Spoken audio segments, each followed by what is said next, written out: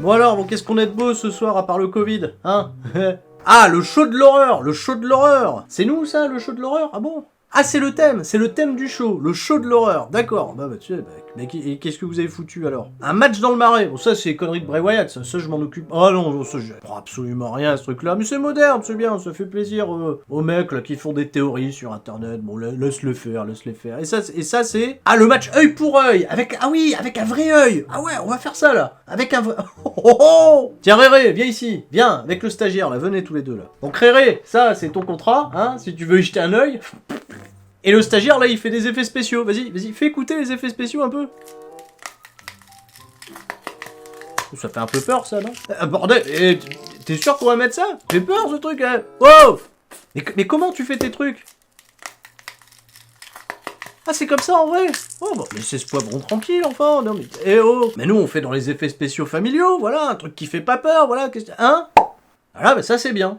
Ça me plaît, ça. Vas-y, remets. Voilà, les effets spéciaux, l'œil qui s'enlève et... Voilà, ça c'est bien. Là on comprend, là, l'œil on ne l'écrase pas, on le retire, on l'extrait, voilà, ça se fait en douceur. Hein Réré, ton œil! Bon, on n'oublie pas en revanche les consignes, hein, des finishes de merde, la controverse, demain on pousse les 2 millions, hein Haro, les 2 millions, voilà, on amène des légendes, on a qui en légende? Ron Simmons, hein, et le Big Show. Eh bah merde alors. Bon bah, ça veut 2 millions quand même, voilà, on fera 2 millions avec ça, très bien. Et Réré, oublie pas, hein. C'est fun! Ouais, salut à tous, c'est Sturi. Dans la nuit du dimanche 19 juillet au lundi 20 juillet, c'était The Horror Show at Extreme Rules, le show de l'horreur. Limite, c'était écrit en plus gros que le pay-per-view en lui-même. Hein. À tous les coups, ça va devenir un pay-per-view à part entière. Bon, un joli clip d'intro dans le thème, c'est assez vaste, l'imagerie du domaine de l'horreur, mais c'était très propre. Ça met en condition pour voir un œil sortir de son orbite, c'est propre. Mais avant ça, le kick-off! Kevin Owens va battre Murphy dans un match de 9 minutes, chouette match, voilà, qui restera oubliable, son build-up. Peut-être dans un autre contexte, mais je vais mettre un 3 étoiles généreux, parce que ça, c'est du catch, voilà. C'est du catch, il n'y a pas un finish à la con, mais vous allez pas mal dormir si vous le voyez pas. Opener honnête. Même pas opener, c'est kick-off. La carte principale, avec le match de table qui oppose le New Day qui défendent les championnats par équipe de SmackDown contre Nakamura, Shinsuke et le nouveau couteau suisse du catch par équipe, Cesaro. Bon déjà, qui danse comme Shotzi Blackheart sur le thème du New Day? Hein? Qui? 10 minutes de match. Bon, en fait, je vais pas être vache, parce que la stipulation, elle est légitime au vu de la storyline, et en plus, tout le monde va chercher à passer quelqu'un à travers une table, donc ça donne un sens de lecture plutôt simple. Et puis, dans le ring, tout le monde assure. Bon, il y a quand même Nakamura qui va chercher une table sous le ring alors qu'il y en a une juste à côté de lui. Bon, on va mettre ça sous le coup de l'inexpérience, Nakamura, c'est un mec qui vient du catch à la base, Bon. Et puis, vous avez pas remarqué, bordel, il y avait bientôt plus de tables que de personnes dans le public. Enfin, il faut quand même que les mecs aillent en chercher sous le ring. Bon, le finish est superbe, voilà, un Rico la bombe à travers les deux tables. Et new Tag Team Champions, Cesaro et Nakamura, qui célèbrent et s'affirment. Et je donnerais un bien chouette 3/4, voilà, pour démarrer. Bon opener. Et avec une terrible envie de voir les champions défendre contre Gulak et Bryan, tu vois, dans un match de catch. Là, sans stipulation, un vrai match de catch. Voilà, oui, je vois des sourires à travers la vidéo, vous êtes contents, match de catch avec Bryan, Gulak, Cesaro, Nakamura, c'est bien ça. Mais c'est pas maintenant. Backstage, Nikki Cross, elle a besoin de motivation. Alors t'as Alexa Bliss, Asuka, Kairi Sane, voilà, tout le monde s'y met, on l'a motivée parce qu'elle est nulle. Comprenez, je suis nul, je perds tout le temps contre Bayley. Voilà la babyface qu'on a construit, qu'on encourage. Une menace. Bon, le même si tu perds, on restera amis de Kairi Sane m'a fait beaucoup marrer. Voilà. Bon. Mais elles étaient pas en guerre toutes les quatre là, il y a genre 3 mois. Bon, on s'en fout. Bayley défend le championnat women de SmackDown contre Nikki Cross, avec Bliss dans le coin de Cross et Sasha dans le coin de Bayley. Bon, Bayley, elle prend pas du tout Nikki Cross au sérieux en début de match. Ah bon? Pourtant, elle a eu recours à la gruge, tu vois, les 2 dernières fois en weekly. Ça rend quand même le truc intéressant. Nikki va passer très tôt son cross neck breaker dans le match pour un compte de 2 et va enchaîner une grosse séquence vive avec des crossbody, toujours pour un compte de 2, puis la hit, de la hit. Comeback avec la jupe du ring, comme elle fait habituellement, Bayley to Bayley pour le cut-off et compte de 2. Nikki Cross va quand même réussir quelques retours intéressants avec des neck breakers, des back suplex, mais toujours des comptes de 2 et Bayley va rater une charge et va s'éclater la gueule contre le turnbuckle. Cross neck breaker est assisté à l'extérieur du ring et là je me dis, c'est super, c'est le tournant du match, pot de zob. Bayley elle voit rien, elle se relève, elles font des cordes à linge et puis on arrive à ce finish pourri, voilà, où Sasha Banks elle va passer son truc là où il y a marqué boss, elle va distraire l'arbitre et Alexa Bliss elle sert à rien, voilà. Elle a rien vu, c'est pas comme si ça a été l'une des plus grandes heals de toute la compagnie pendant si longtemps, non, on s'en fout. Victoire de Bayley, voilà, et Nikki Cross, voilà, elle restera où elle est, tu vois, éternelle loseuse. Qu'est-ce que tu veux? Un bon 3, quand même, un bon 3. Il y a eu de l'effort, j'ai trouvé ça chouette. Un bon 3, des familles, voilà, on reste sur une lignée correcte. La Firefly Funhouse édition crépi de la Hammer, hein, avec Brecula, qui au moins ça, tu vois, qui nous conditionne à voir une séquence vidéo d'une horreur inqualifiable qu'aucun homme ne pourrait supporter. Et là, quoi? Les mecs, ils nous rediffusent un extrait, tu vois, du karaoké de SmackDown pour se foutre de la gueule, tu vois, du truc de SmackDown. Ça, c'était super. Mais par contre, il y a un truc qui m'effraie. Bray Wyatt, il est en train de nous spoiler déjà par avance ce qui va se passer plus tard. Est-ce qu'il a été enregistré avant ou après son match contre Braun Strowman? Bon, bref, hein, voilà, il parle de lui à la troisième personne, du monstre qu'il a créé, sur le lieu où il a été créé. Voilà, ça, c'est chouette, ça me perturbe. Comme je vous dis, je sais pas si Bray Wyatt s'adresse à nous directement. Est-ce qu'il connaît déjà le résultat? Drôle de chronologie. Mais bref, un peu de fun. Allez, je me prends trop la tête. Match pour le championnat des États-Unis, MVP Challenge, Apollo Crews, qui n'est pas là. Non, il est pas là. Il a dit, non, apparemment, il a Covid. Enfin, c'est Dave Meltzer qui a dit, il a Covid. En même temps, ça fait 3 semaines qu'on l'a pas vu, le Polo. Donc, bon, ça a même pas fait une conf call sur Zoom, hein, tu vois, avec Ricochet pour rigoler. Donc, WWE préfère vendre la blessure. Une blessure survenue il y a 1 mois avec la Full Nelson de Bobby. Full Nelson, Bobby, 1 mois de séquelles. Ah bah, qu'est-ce que tu veux? Donc, MVP, il va prendre sa ceinture, il va s'autoproclamer champion des États-Unis. Eric et Cédric, on s'en branle. Il y a personne qui vient, voilà. Je suis champion, WWE le reconnaît pas véritablement. Enfin, je pense pas. Et c'est tout, voilà. Et on a quoi après? Ah!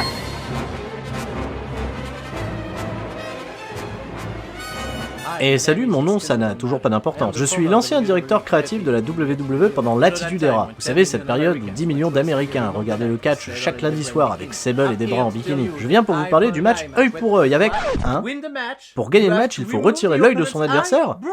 Mon frère, c'est un peu violent comme idée. Non, je ne suis pas d'accord avec ça. Ce n'est pas du tout du catch professionnel, mon frère. Et vous savez quoi? J'emmerde ce programme. Coupez la vidéo, je me tire d'ici. Bouh. Bouh.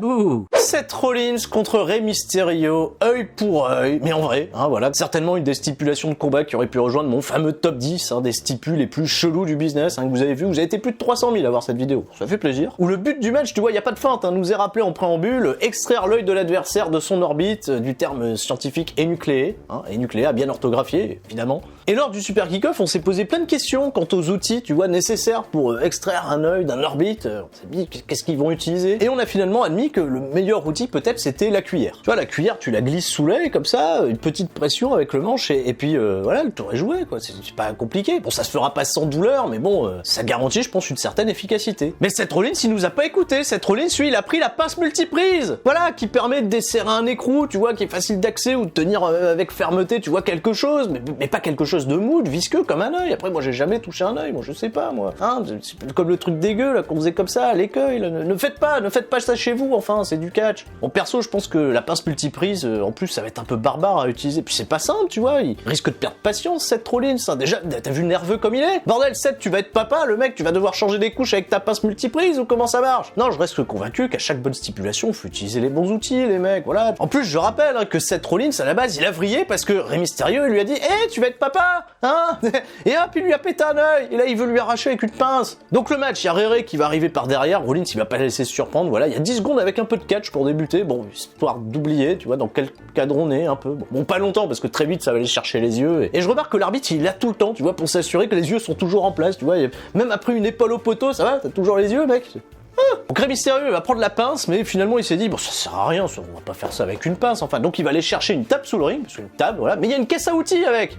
Bon après il y a pas grand chose, il y a un peu de catch, bordel, avec des ciseaux de tête à la volée, Rey Mysterio, Rey Mysterio il veut sortir les yeux, tu vois, avec des ciseaux de tête à la volée, et un putain de Falcon Arrow, tu vois, sur le Crown, magnifique, de la part de Seth Rollins, super, un Frog Splash de Rey Mysterio, on sait jamais, tu vois, comme dans les dessins animés, le mec il rebondit là, et les yeux, non, ça marche pas, mais non ça marche pas. Bon après ils essayent de s'enfoncer des trucs dans l'œil pour les crever, mais faut pas les crever, faut retirer l'œil, voilà, ça y va à main nue en plus, pas bien. Il y a des belles séquences par contre. Bah attends, en même temps c'est Seth Rollins, c'est Rey Mysterio, les mecs ils ont toujours été bons dans le ring, voilà, mais j'aurais quand même préféré qu'ils aillent faire des tombées, et pas ça, donc mais c'est tout. Mysterio va réussir à caser un stomp à l'extérieur du ring sur Seth Rollins, mais voilà, il y a eu un gros loblo de bâtard de la part de Seth Rollins, et stomp à son tour. Et là j'ai adoré, t'as une réaction qui est ultra fake de la part du public du Performance Center. On a beau être dans un match où limite, tu peux sortir des chaises, un couteau, une vierge de fer, peu importe, mais un low blow, ça c'est sale. Ça, tu peux cheerer pour un mec qui retire l'œil, mais tape pas dans la bite, mec. Ça se fait pas. Rollins va donc exposer l'œil blessé de Rey Mysterio. En fait, il va l'exposer lui-même, tout seul. Il va enlever sa petite visière, là, voilà. Et puis, il va l'enfoncer, tu vois, dans le coin du truc d'escalier, tu vois. Il pousse comme ça, il pousse et... escalier décapsuleur, voilà, et hop, l'arbitre il fait fin du combat, Rey Mysterio, il y a un arbitre, il y a un médecin qui arrive, ça va aller, ça va, et Rollins ça va, lui il vomit, voilà, il est pas bien, voilà, et c'est la fin du match. Bon, on va digérer un petit peu tout ça, parce que, il paraît que c'est ça le catch. Vous les aviez réclamés, vous les avez. Les t-shirts du Flow Moustache Mountain et du Cravache Club sont disponibles dans la boutique C'est ça le catch. Version homme, version femme, Marcel version détente, sweat à capuche pour l'hiver et serviette de plage pour l'été. N'attendez plus pour être beau, rejoignez la chaîne et prenez un sub, lâchez vos plus beaux pouces bleus par milliers, c'était Sturi.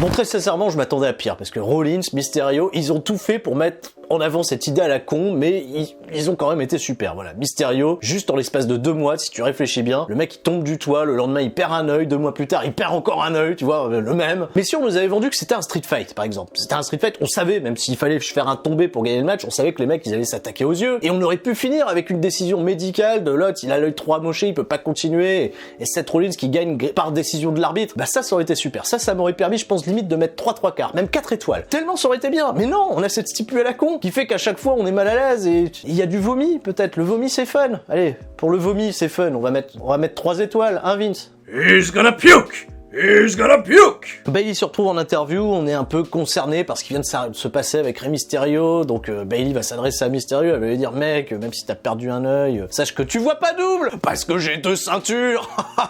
Voilà, un peu de hype pour le match entre Sasha Banks et Asuka, et tu vois, même pas 5 minutes après le drame de l'œil, WWE c'est bon. Tu vois, on fait déjà des blagues, c'est pas, on peut y aller, vas-y. Gros clip pour le Swamp Fight, mais c'est pas maintenant, parce que d'abord c'est Asuka, bordel, accompagné de Kairi Sane et Sasha, yes, accompagné par Bayley. Le match pour le championnat féminin de Raw, 20 minutes. Elles ont peut-être récupéré un peu de temps à louer à Apollo Crews contre MVP, ou pas trop en fait, parce que le pay-per-view a duré que 2h30 et je vais en reparler un petit peu après. Donc le match démarre avec un petit diesel, ça manque un peu de storytelling, mais attention, hein, c'est pas déconnant. Mis à part quelques contres un peu stylés, la fluidité d'Asuka et le selling de Sasha Banks, on a juste en fait une succession de jolies séquences, voilà, sans grande âme. Mais ça reste satisfaisant, attention, voilà, vraiment. Bon, il y a ce botch de Sasha Banks, que je trouve génial d'ailleurs, parce que ça aurait été incroyable si après ce botch, elle aurait perdu le match sur un ibar. Mais Vince McMahon, il a décidé d'en faire un finish de merde, voilà, pour les ratings, le lendemain, évidemment, voilà. Donc Bayley va tenter d'intervenir suite à un Asuka Lock. Kairi va s'en mêler, mais elle se retrouve maîtrisée. Énorme séquence de pin entre Sasha et Asuka. Asuka Lock à nouveau. Bayley va lancer sa ceinture dans le ring, l'arbitre la surprend. Il va dire,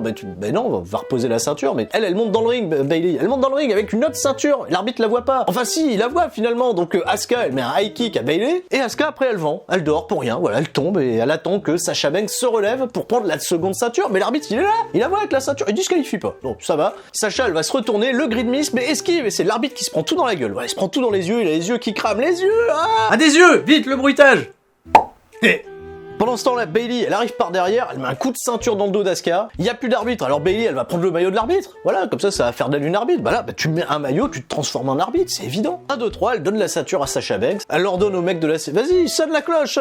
Et là, le mec, il se trouve un petit peu obligé. Il dit, bon, bah, je vais sonner la cloche, on va leur faire plaisir. Et moi, je comprends pas, Vince, c'est quoi? C'est validé ou c'est pas validé? Non, on valide rien du tout, mais on balance la musique, comme ça on met le doute, voilà, hein. Et les ratings d'euros, ça c'est important, ça. Bon bah voilà, Sasha est championne, apparemment non, pas sur le site de WWE, mais Vince il a mis la musique, donc bon... C'est WCW 2000, voilà. Mais ce que je comprends pas, c'est comment aussi mal branler un truc pour juste de la hit. Y a rien qui se tient dans ce finish, entre l'arbitre qui voit tout sans disqualifier. On dirait Red Shuzuno, tu vois, chez New Japan. Asuka qui vend le vent, je sais pas, voilà. C'était l'idée de Vince, tu vois, pour gonfler les ratings, pour qu'on s'intéresse à une victoire controversée, mais merde, il y avait quand même 1 million d'autres manières de le faire. Mais à Raw, ça sera bien, tu vois, on aura Sasha, Bayley avec 4 ceintures, une belle photo finish, peut-être un bon choix, mais tu vois, j'étais sur un 3/4 pour ce match, et finalement, je vais me raviser, je vais mettre un 3,5 parce que ça reste peut-être, tu vois, le meilleur combat in-ring du show. Quel finish à la con, quoi. Puis je parle même pas de Bayley, tu vois, qui chourave le t-shirt de l'arbitre, ça à la limite, je m'en fous. Mais tout le passage avant, l'arbitre qui voit pas, tout ça. Alerte Charlie Caruso, voilà, Charlie Caruso au rapport. Elle nous a confirmé que Ray, il a été observé par un médecin, un médecin-entraîneur, comme le dit Laporte. Donc un mec qui s'y connaît. Diagnostic luxation du globe. Oui, ça existe, monsieur. Ah oui, je vous déconseille de taper ça dans Google. Bon, par contre, le nerf optique est pas sectionné, donc ça va. Ray pourra peut-être trouver la vue. Ou pas. Ou tellement, on s'en fout, de toute façon, mais ça faisait tellement fake les mecs. Là avec ton escalier décapsuleur, et puis Charlie, bon sang, Charlie, au rapport, qu'est-ce qui se passe? Bon, pour information, Rey Mysterio, ça fait plusieurs semaines qu'il catche son contrat à la WWE, et il est désormais libre d'apparaître là où il le souhaite. Bon, étant donné qu'ils ont grosso modo, tu vois, avec cet angle écrit sa sortie des écrans, moi, je serais pas étonné de le voir dans les prochaines semaines rejoindre All Elite Wrestling, où il a toujours entretenu des bonnes relations, voilà, il a fait quand même le main event du premier All-In. Là, il y a de l'argent chez All Elite, ou pourquoi pas New Japan, tu vois, il a entretenu aussi de bonnes relations, voilà, une fois que les vols, hein, bien entendu, en avion pourraient être établis. Mais Rey Mysterio, s'il a fait tous ses efforts pour rester chez WWE, même sans contrat, c'était pour son fils Dominique, voilà, qui au final n'a pas été établi, on l'a juste vu viteuf faire un coucou pour son papa, et le lendemain il est même pas Monday Night Raw, mais bon. Et pour cette Rollins, bah à voir, parce que comment on va continuer la storyline quand tu sens vraiment que Randy Orton McIntyre va occuper le main event de SummerSlam, qui sera la prochaine victime, qui va perdre un œil, un membre, une jambe, un bras, une oreille.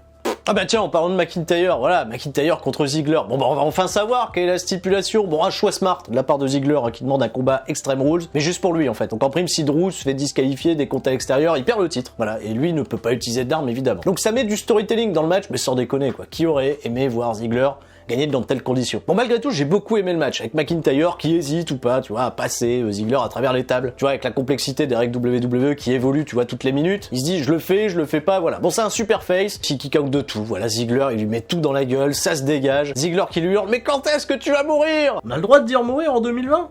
C'est pas très PG ça, non?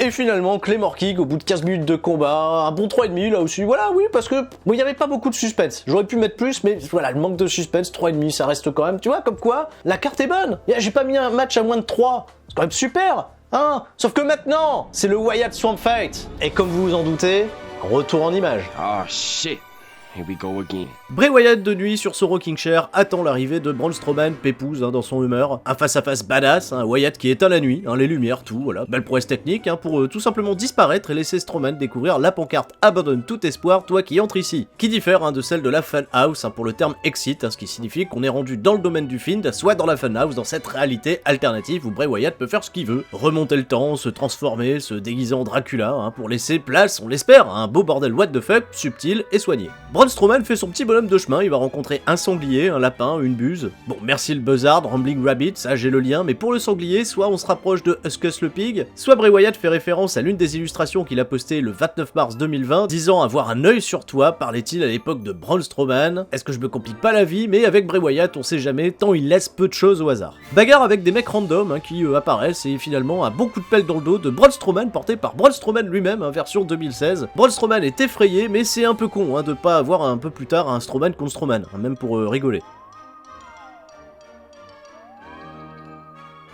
C'est vraiment stupide. Strowman, version actuelle, je pense, est ligoté par des chaînes, mais s'il te plaît, il est ligoté avec le cul, là, c'est pas possible, là, c'est pas serré. Mais sans déconner, glisse ta main, casse-toi, on va faire comme si, et Bray Wyatt, hop, arrive sur son ancien thème pour peut-être un peu de nostalgie, et nous sortir un long speech, mec, tu peux pas me faire mal, je suis déjà mort, je suis pas ton ennemi, rejoins-moi, Jean le Ventilo, t'es une arme, je suis la main qui va te diriger, patati patata, et là, bim, Sister Abigail apparaît, visiblement, apparemment c'est elle, avec un serpent qui va mordre Braun Strowman. Des flashbacks creepy du passé, et hop, Strowman, il se réveille dans une pâture avec à nouveau des randoms qui l'attaquent, et là, il y a même un mec qui va prendre feu, d'ailleurs, ce mec-là, il a une pelle, et Braun Strowman lui prend la pelle, je sais pas s'il y a un lien avec le Braun Strowman de tout à l'heure, enfin bref, un beaucoup de pelles. Sister Abigail apparaît. Braun, viens là, Braun, Braun. Et en fait, c'est Alexa Bliss. What? En fait, dans la vision de Braun Strowman. Et on sait que Alexa Bliss, c'est peut-être le point faible de Braun Strowman. Je trouve ça très intéressant. La Braun Strowman se laisse distraire et hop, Bray Wyatt apparaît et il s'en prend aux yeux. Mais non, pas de cette manière-là. Braun Strowman arrive à s'en sortir et balance Bray Wyatt dans une barque et la barque dérive toute seule au large tel le mort rejoignant l'autre berge du Nil dans la mythologie égyptienne. Donc Braun Strowman il se dit bon bah c'est bon je rentre au camion mais la barque elle revient et puis elle revient y a personne dedans. Bah oui Braun Strowman on t'a dit tu peux pas tuer ce qui est déjà mort le monsieur il t'a dit tout à l'heure. Et bim grand coup de pagaie de Bray Wyatt dans le marais on tente l'approche noyade mais Braun Strowman s'en sort. Wyatt l'attaque à nouveau avec des flashbacks qui laissent supposer peut-être à la transformation de Braun Strowman en celui qui était par le passé. Et Strowman résiste et balance Bray Wyatt à la flotte, c'est la fin du show, non en fait c'est une blague. Wyatt case la mandibule et fout Strowman à la flotte, sauce tomate en ébullition et le feed apparaît, finalement. Coucou. Bon allez, on va avouer, c'était pas terrible. Bon, c'était pas aussi subtil que j'espérais. Juste le film à la fin, voilà, comme quoi on s'en doutait, et puis et quid du retour de Strowman, tu vois, qui s'est laissé pousser les cheveux à nouveau sur les côtés, peut-être pour être à nouveau le mouton noir. Alexa Bliss, la faiblesse de Braun Strowman, voilà, j'aurais aimé voir ça plutôt à la fin, tu vois, du segment. Ce qui aurait fait déclencher le film, tu vois, c'est Alexa Bliss. J'aurais trouvé ça, tu vois, beaucoup plus pertinent. Juste l'eau qui devient rouge, voilà, le film d'apparaît, puis bon, bah, moi ça m'aide pas trop, tu vois, dans ma fameuse théorie, hein, la théorie des peurs, des points faibles. Mais quelques images intéressantes, notamment comme l'œil dans le bocal. Bah me filme pas quand je fais le bruitage. Un œil dans un bocal, voilà, un sacrifice du Messie Seth Rollins, qui en réalité sera un apôtre de Bray Wyatt, qui l'aurait transformé, tu vois, lui aussi. Mais alors, mais c'est pour ça qu'ils ont fait un match avec un œil. Mais c'est du génie! 2h30 d'Extreme Rules, pas une minute de plus, voilà. Ça fait du bien de voir quelque chose d'aussi digeste finalement, et aussi agréable, malgré encore une fois toutes des stipulations à la con, des finishes de merde, cette obsession de vouloir sauver les ratings en weekly, voilà. Je reste quand même un peu déçu du Swamp Fight qui me laisse finalement pas mal de choses en suspens, et à mon sens, beaucoup de non-sens. On en reparle cette semaine, et j'aurais vu mon Dénatro pour vous en faire la review à la place de Flo qui mérite ses quelques petites vacances. Je vous dis à la prochaine, c'était Sturi, et tout le monde reste fort. Ça ferait. Ciao, bye bye.